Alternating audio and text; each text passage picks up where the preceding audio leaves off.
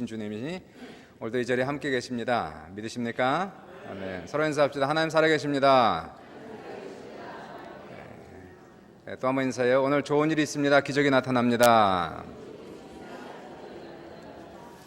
아멘, 아멘.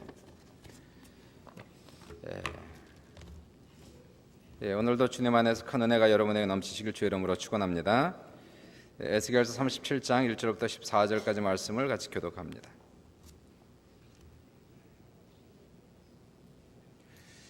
에스겔서 37장 1절로 14절까지 말씀을 같이 교독합니다. 여호와께서 권능으로 내게 임재하시고 그의 영으로 나를 데리고 가서 골짜기 가운데 두셨는데 거기 뼈가 가득하더라.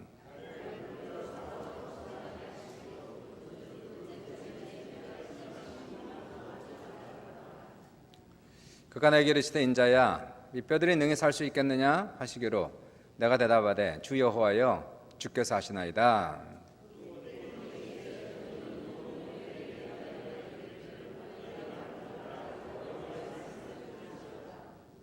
주 여호와께서 이 뼈들에게 이같이 말씀하시기를 내가 생기를 너희에게 들어가게 하리니 너희가 살아나리라.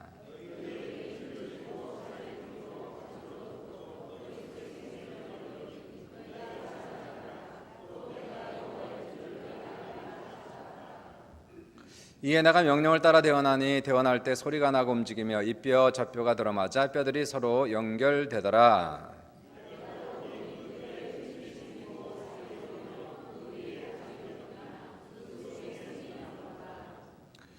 또 내게 이르시되 인자야 너는 생기를 향하여 대원하라. 생기에게 대원하여 이르기를 주 여호와께서 이같이 말씀하시기를 생기야 사방에서부터 와서 이 죽임을 당한 자에게 불어서 살아나게 하라 하셨다 하라.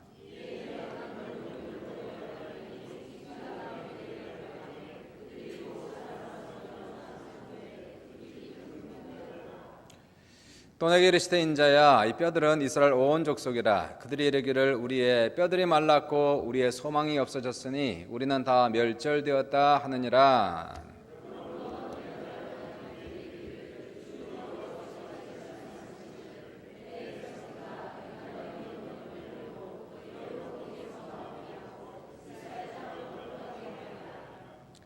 내 백성들아 내가 너희 무덤을 열고 너희로 거기에서 나오게 한즉 너희는 내가 여호와인 줄을 알리라.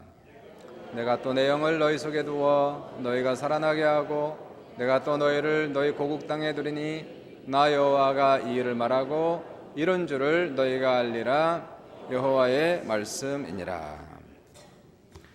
본문을 통해서 소망이 사그러질 때라는 제목으로 같이 은혜를 나눕니다. 말씀이 은혜가 되길 주의 이름으로 축원합니다.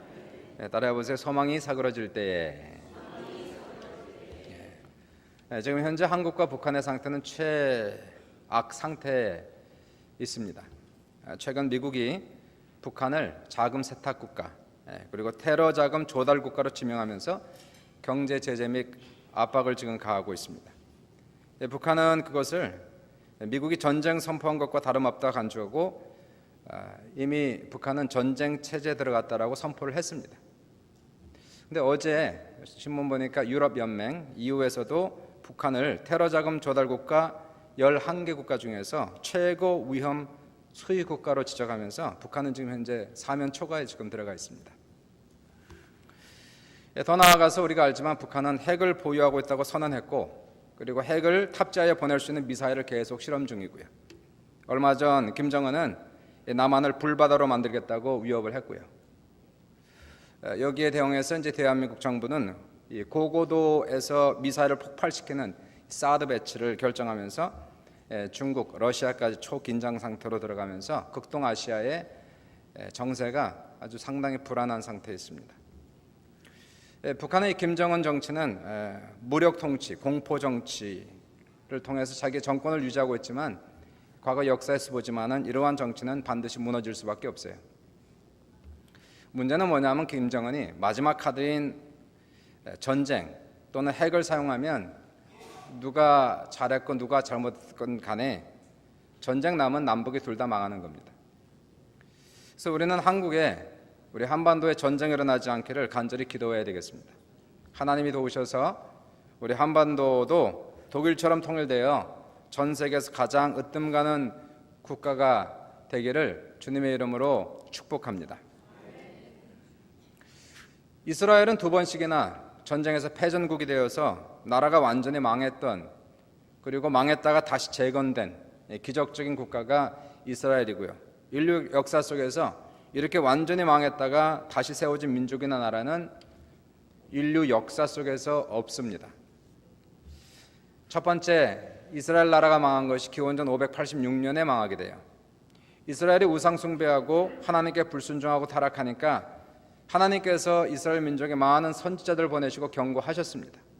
수십 명의 선지자를 통하여서 그들의 죄악을 지적하고 회개하라고 촉구하였으나 그들은 회개하지 않고 그들은 돌아오지 않았어요. 하나님께서 자연재해를 보내셨습니다. 지진이 일어나게 하셨고 메뚜기 재앙 등 많은 자연재앙을 통해서 그들을 경고하셨지만 그들은 회개하지 않고 돌아오지 않았습니다.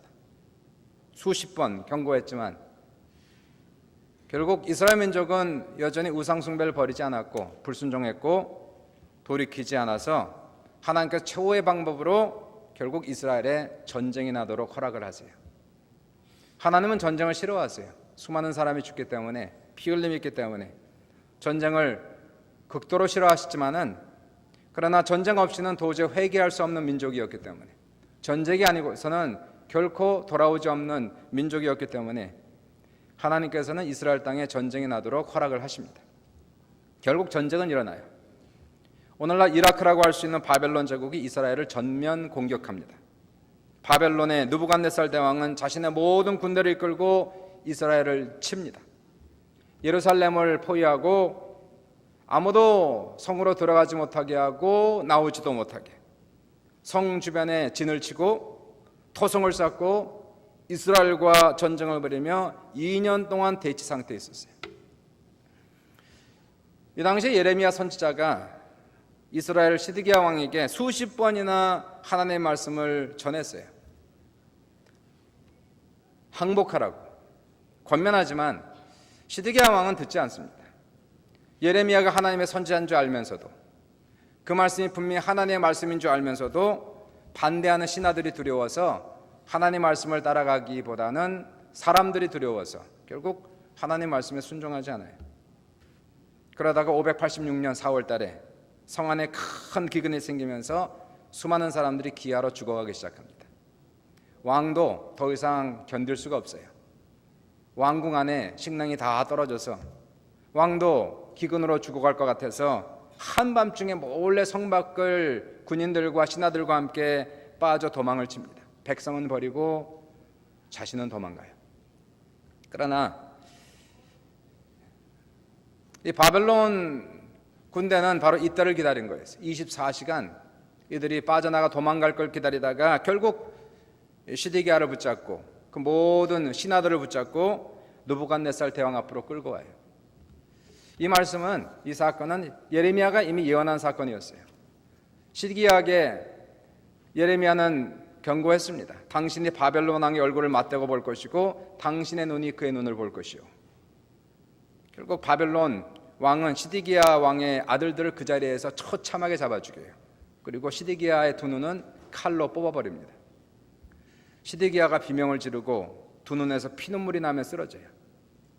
그리고는 족쇄로 채워서 바벨론까지 강제로 끌고 가서 이 시드기야는 이 바벨론에서 비참하게 죽습니다. 하나님께 불순종한 대가를 무섭게 받은 것이었어요. 누부사라단이라고 하는 군대 장관이 예루살렘 성으로 들어가서 모든 성벽을 다 헐어버렸습니다. 모든 집들을 다 불태워버렸어요. 모든 군인들을 다 죽이고 수많은 사람들을 칼로 죽이고 나머지 약 10만 명 이상 되는 그러한 사람들을 전부 다 족쇄에 묶어서 모든 사람들을 바벨론으로 끌고 가는 거예요.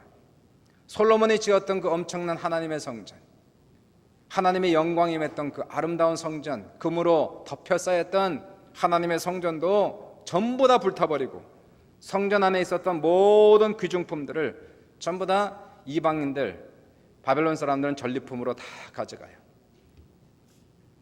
바벨론으로 끌려간 이스라엘 백성은 종이 되어 살아갑니다. 귀인들도 왕족들도 평민들도 일반으로 시장에서 팔려서 가정집에 종이 되어서 근근히 살아가요. 바벨론에서 피눈물을 흘리면서 이 사람들 살았어요. 눈물이 떡이 되어서 매일같이 울면서 통곡하며 살았어요. 우리가 시편 137편을 읽어보시면 거기에 포로로 잡혀갔던 한 유대인이 적은 시가 지금까지 우리에게 남아있어요. 우리가 바벨론의 여러 강변 거기 앉아서 시온을 생각하며 울었도다.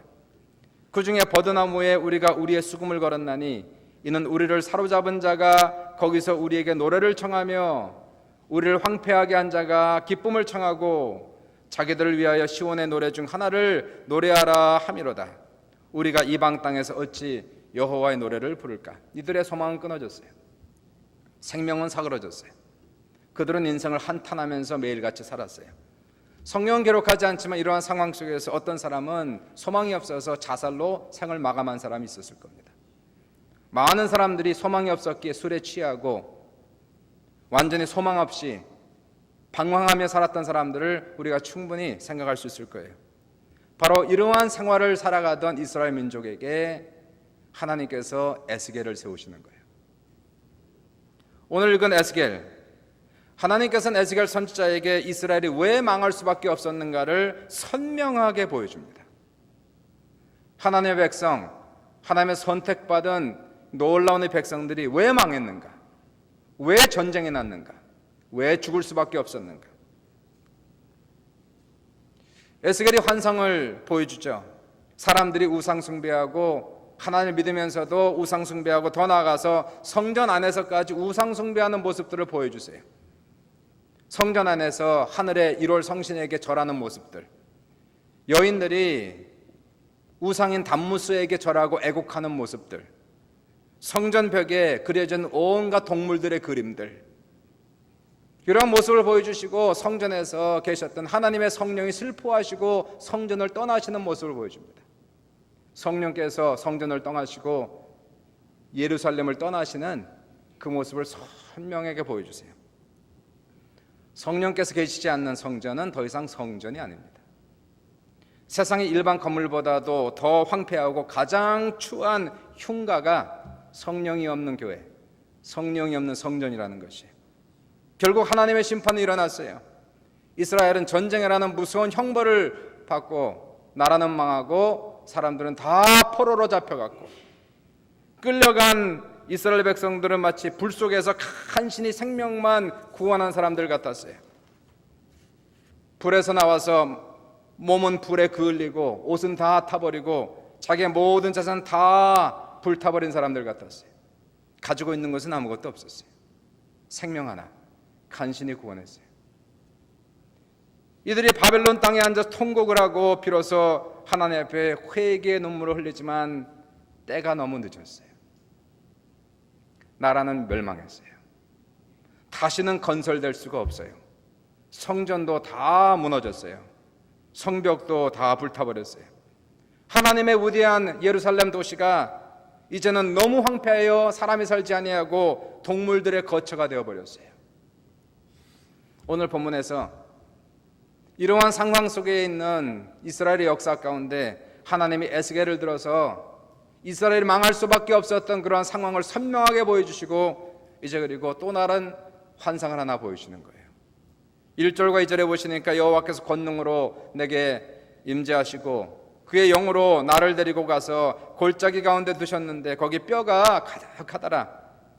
나를 그 뼈 사방으로 지나가게 하시기로 본즉 그 골짜기 지면에 뼈가 심이 많고 아주 말랐더라. 이 마른 뼈들은 바로 이스라엘 백성들을 지금 얘기하는 거예요. 11절에 이 환상에 대해서 다시 한번 설명하시기를 또 이르시되 인자야 이 뼈들은 이스라엘 온 족속이라 그들이 이르기를 우리의 뼈들이 말랐고 우리의 소망이 없어졌으니 우리는 다 멸절되었다 하느니라. 맞는 거죠.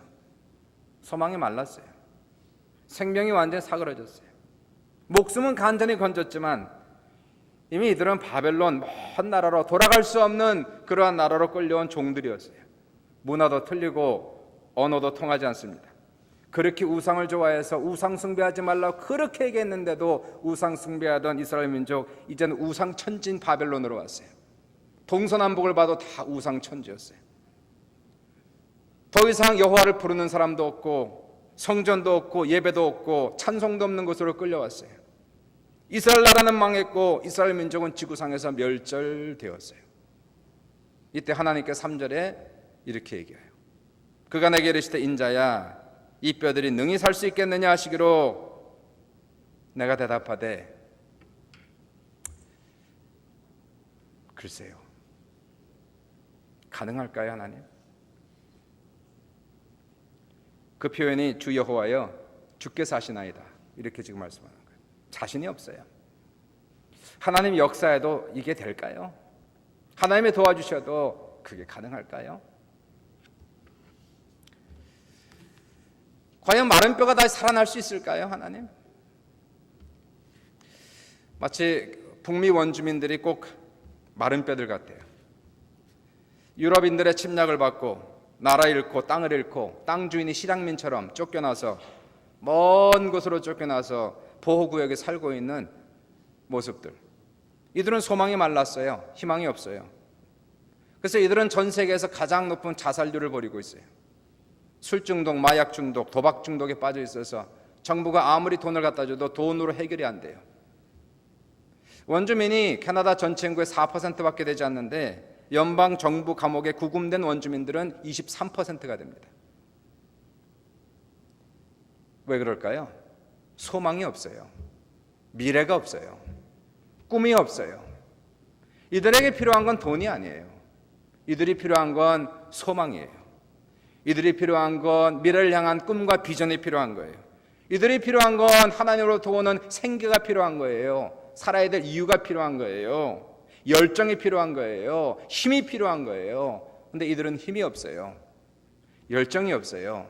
살아야 될 이유가 없어요. 우리 상황 속에서도 이러할 때가 가끔 있다는 겁니다. 너무 힘들고 어렵고 지쳐 있어요. 인내하는 것도 한계가 있지요. 노력하는 것도 끝이 있지요. 언제까지입니까 하나님? 도저히 내 인생에 회복될 기미가 보이지 않아요. 하나님 나에게 소망이 있을까요? 하나님 나에게 미래가 있을까요? 사람들이 요즘 저한테 물어요. 목사님 요즘 이면수 목사님 소식 있어요? 요즘 같은 남북한 초긴장 상태에서 이면수 목사 이야기는 말도 꺼내지 못합니다. 이분이 살아올지 죽어올지 그건 아무도 모르는 거예요. 우리의 상황이 어려워요. 힘들어요. 때로는 도저히 이겨낼 기운도 없어요. 그러나 아무리 상황이 어려워도 이면수 목사보다는 낫습니다. 패전국이 되어서 전쟁으로 망하는 자기의 자식이 죽는 걸 눈으로 보고 부모가 죽는 걸 눈으로 보고 간신히 자기의 목숨만 건져내 포로가 되어 살아가는 이스라엘 민족보다 우리의 상황이 100배 좋습니다. 만약에 하나님께서 패전국이 되어서 간신히 목숨만 건져 바벨론에 끌려가 살아간 이 사람들이 다시 돌아오는 것을 볼 수만 있다면 하나님께서 그러한 일을 하실 수 있다면 바로 그 하나님은 우리의 인생 속에서 역사하실 줄 믿습니다. 불가능을 가능케 하는 하나님, 망한 것을 성공시키는 그 하나님을 우리가 볼 수 있다면 우리 문제는 아무것도 아니라는 것이. 하나님께서 그래서 이스라엘 민족에게 인자야 이 뼈들이 능히 살겠느냐? 모르겠어요 하나님. 글쎄요. 그러한 에스겔에게 대언의 영을 주면서 말씀을 선포하게 했어요. 너는 이 모든 뼈에게 대언하여 이르기를 너희 마른 뼈들아 여호와의 말씀을 들어라. 내가 생기를 너에게 들어가게 하리니 너희는 살아나리라. 너희 위에 힘줄을 두고 살을 입히고 가죽으로 덮고 너희 속에 생기를 넣으리니 너희가 살아나리라. 이 말씀을 선포하라. 에스겔 선지자가 하나님 말씀을 대언의 영을 받아 선포를 하는데 그 환상 속에서 놀라운 사건이 펼쳐지고 있는 거예요. 말씀을 선포하자 뼈들이 움직이면서 소리가 나고 이 뼈 저 뼈가 들어맞기 시작합니다. 인간의 골격을 갖추게 되고 거기 힘줄이 생기더니 살이 오르고 가죽이 덮이는 거예요. 그런데 아직 생기가 없어서 그 모든 사람들이 전부 다 누워 있는 겁니다. 에스겔이 하나님의 명령으로 다시 한번 대언해요. 생기야 사방으로부터 불어 이 죽음을 당한 자에게 불어 살아나게 하라. 그러자 사방에서 바람소리 같은 바람이 동서남북 사방 곳곳에서 골짜기로 밀려오는데 그 생기가 그 죽은 사람 속에 들어가니 두고 있는 달이 하나둘째 펄떡펄떡 일어나는 거예요. 모든 사람들이 다 일어나 큰 군대가 되어 함성을 외치는 이러한 놀라운 비전을 보게 되는 거예요. 그리고 나서 에스겔은 소망이 마르고 생명이 사그러진, 그리고 인생을 포기하여 자살하고 술중독, 마약중독, 도박중독에 빠져있는 이스라엘 백성들에게 말씀이 선포되는 거예요. 내 백성들아, 내가 너희 무덤을 열고 너희로 거기에서 나오게 하리라. 내가 또 내 영을 너희 속에 두어 너희가 살아나게 하고 내가 또 너희를 너희 고국 땅에 두리니 내가 여호와인 줄 너희는 알리라. 하나님의 말씀이 이렇게 선포된 놀랍게 한 수십 년 지난 다음에 그대로 이스라엘 민족을 살려주시고 회복시키시는 그런 모습이 나타나요. 포로들이었던 이스라엘 백성들, 남의 집에 들어가서 하인되고 종이 되고 머슴되어서 근근히 생활을 연명하면서 눈물이 떡이 되어 살아가며 소망 없이 생명 없이 살아가던 그러한 민족들이 하나님 말씀을 받았어요. 소망의 말씀, 희망의 말씀을 받았어요. 그리고 하나님께서 도우심으로 바로 종된 이 포로들이 바벨론 땅에서 큰 민족으로 부상하기 시작합니다. 이 사람들이 사업했더니 사업이 성공하기 시작했어요. 포로 1세들의 자녀들이 열심히 공부하더니 사회에서 유능한 사람들이 되기 시작했어요. 그 중에는 다니엘 같은 사람이 나왔어요. 그 중에는 느헤미야 같은 사람이 나왔어요. 포로 자녀들 중에 에스더 같은 사람들이 나오면서 그 시대와 그 역사를 주관하는 놀라운 사람들이 탄생하기 시작합니다. 이스라엘 민족은 포로 생활하면서 오히려 생활은 망가졌지만 신앙은 회복됐어요. 어디서든지 여호와 이름을 부르며 예배드릴 수 있었던 그 옛날 때에, 그때 예배의 중요성을 몰랐어요. 하나님의 중요성을 몰랐어요. 자유롭게 찬양할 수 있는 그 중요성과 그 특권을 알지 못했어요.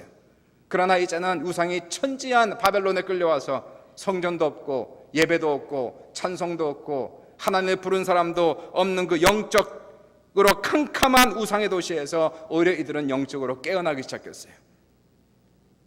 성전이 없었지만 이들은 공회당을 세워서 매주마다 그들의 믿음을 지키기 위하여 공회당에 모여서 예배를 드리고 찬송을 드리고 말씀을 듣고, 우리가 우상 숭배해서 우리가 이렇게 망했다, 그러므로 우리는 다 우상을 버리고 하나님 한 분만을 섬기자라고 작정하고 이들은 그 땅에서 하나님을 철저하게 믿고 철저하게 섬기기로 작정하면서 오히려 시온 땅에 살았을 때는 신앙이 망가졌더니 바로 우상이 섬기는 그러한 도시에서 신앙이 회복되는 놀라운 역사가 나타나요. 그러더니 때가 찹니다. 시간이 흘러 수십 년 지나 하나님이 놀랍게 일하시는데 그렇게 위험을 떨쳤던 바벨론 왕국은 종이 호랭하되어서 완전히 망해버리고 바사 왕국이 들어오는 거예요. 새로운 왕국이 들어오자 고레스 왕은 모든 포로들 본국으로 돌아갈 수 있다는 특사를 내리면서 이스라엘 민족은 나라가 망한 뒤 50년 후 기원전 536년에 3번을 걸쳐서 자기의 고향 땅으로 귀환을 하기 시작하는 거예요.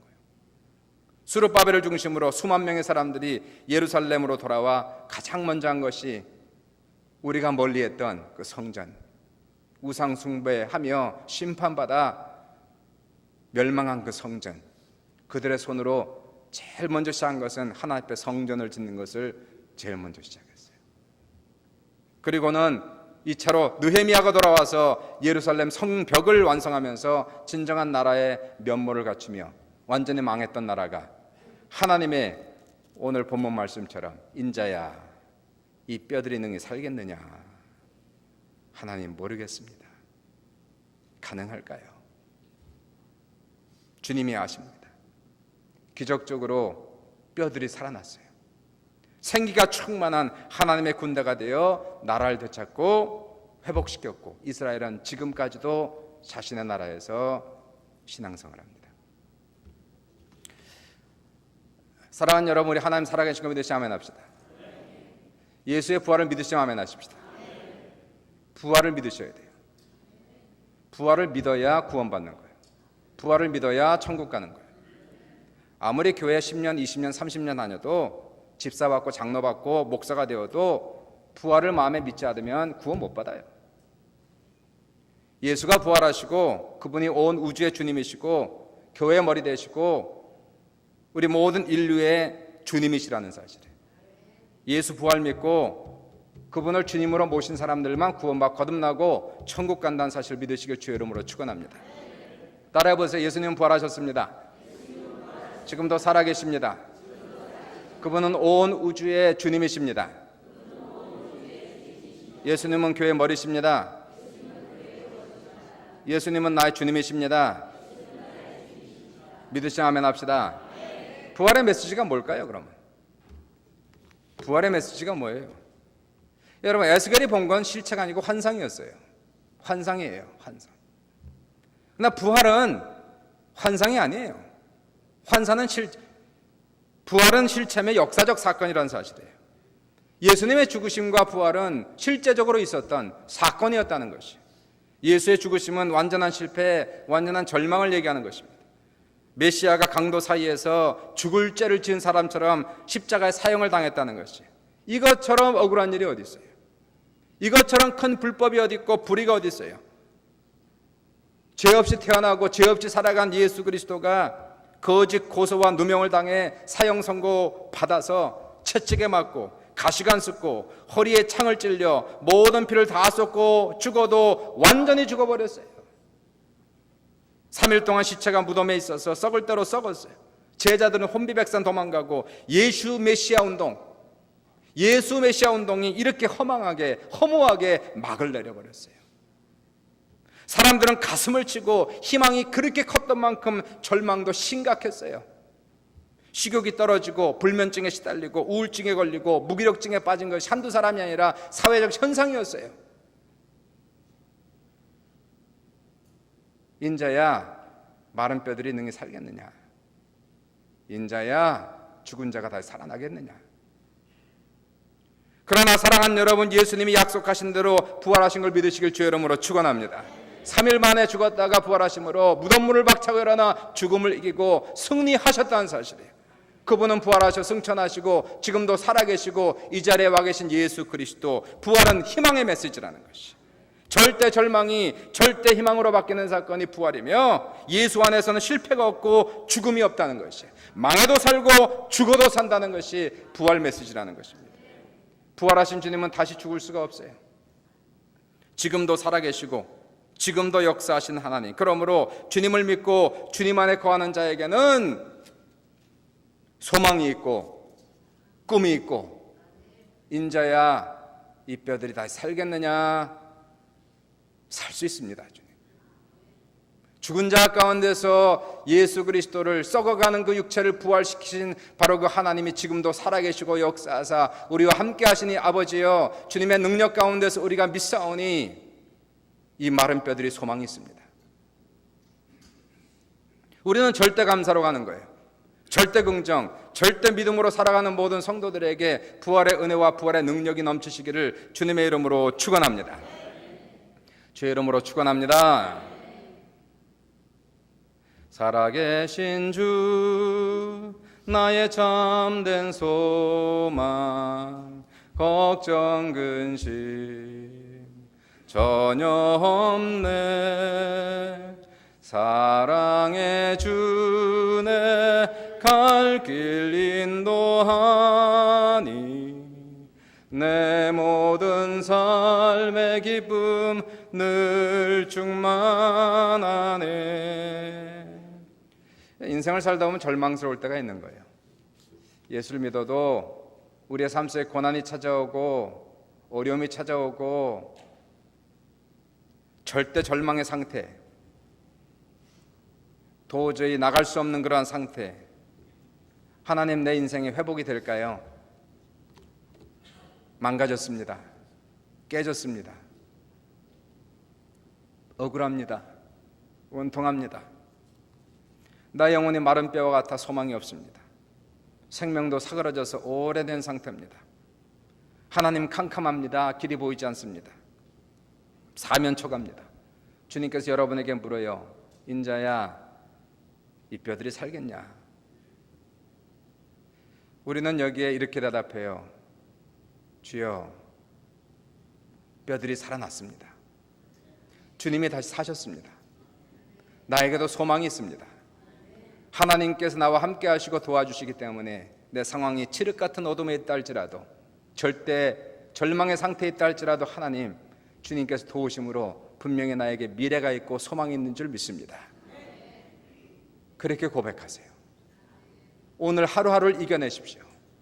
하나님이 도와주시니 이스라엘 민족이 포로로 잡혀갔지만 그들은 포로 생활 속에서도 가장 위대한 민족이 됐어요. 바로 그 자리에서, 포로로 잡혀간 그 자리에서 성공했어요.